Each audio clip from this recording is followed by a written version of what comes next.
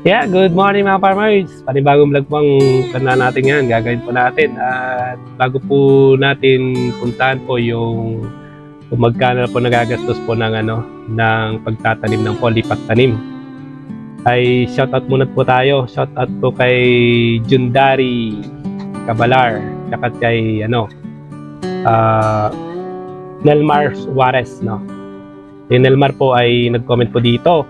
Sa inanin niya raw po sa 1.7 ay 80 plus lang po nakaban po So normal po noon dapat 1.7 minimum of 170. No, kasi 1 hectare and 7,000. So kay Sir Kwan naman Sundari, expert po to sa sa shout out po sa inyo sir sa pagtatanim po ng ng mga like mga sili, no? Mga nabanggit po na dito yung yung Carolina Reaper po, So shout out po sa inyo sir, expert po ito. Hindi ko lang dito sa Santiago, hindi pa niya sinasagot po yung message po natin. Pagtatanim pa, magkano po nagagastos po dun sa transplanting. So ito mapakita po sa inyo ay GSR 12 na variety po, at ito po ay inbreed mga farmers.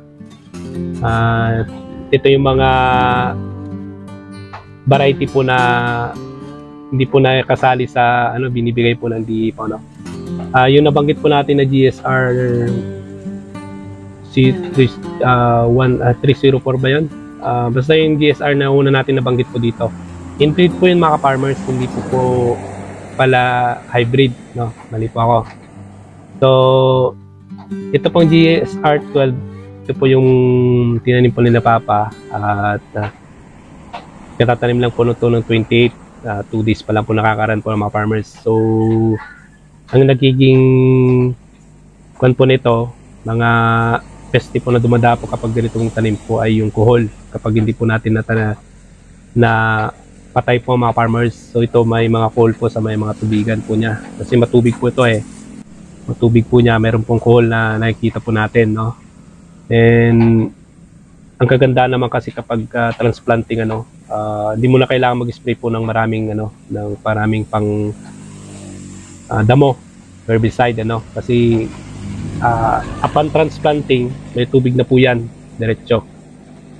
At maganda rin po na una pong mapapatay po yung mga stale, yung mga kuhol po, para po siya ay manatili po na maganda po yung paglaki po ng palay. So, ang gastos po dito, yung tanong po kanina, ang gastos po ay sa bunot po ay dito po sa amin 250 po per tali po ng yung binunot po nila na itatanim po, itatransplant. So 250 po dito sa amin. So ang nagastos po nila doon 3,000. Doon naman po sa pagtatanim, dahil 1.3 po siya, 1,300 na square meter po na lupa, ang bayad po noon ay 6,000 po, So 5,000 per hectare. Dito po sa amin mga farmers, hindi ko lang po sa inyo.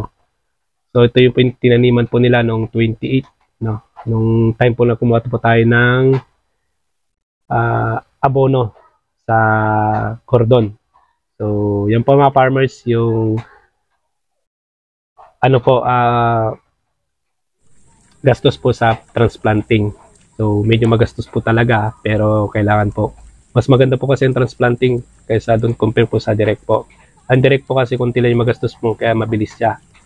And kung sa pagtataniman po, hybrid man o inbreed, okay lang po, Kasi kung direct ang gamitin natin, kailangan mo mag-spray din ng ng pangdamo, herbicide, 1 to 3 days.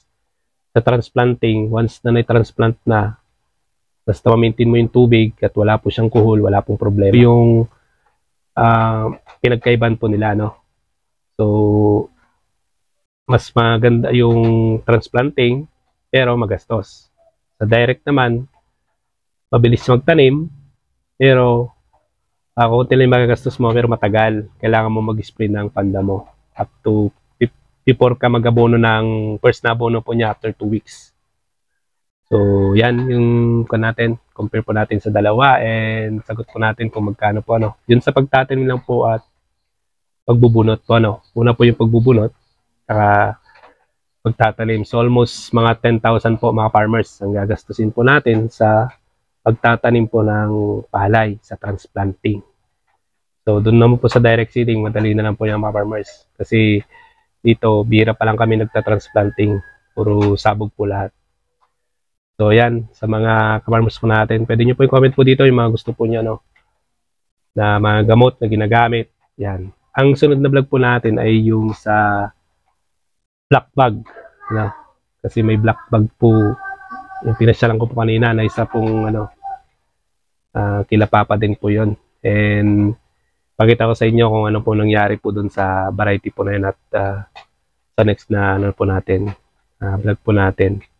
Yung kasunod po nito. Maraming salamat po sa mga ka-farmers po natin sa Isabela at sa buong Pilipinas. Mga farmers, pwede nyo pong comment po dito yung mga ginagamit nyo pong gamot. Wala pong problema. At mga herbicide, insecticide, lahat po, no? Saka yung mga technique nyo sa pagtatanim po ng palay. So, hanggang dito na po mga farmers. Sa muli po. Bye-bye.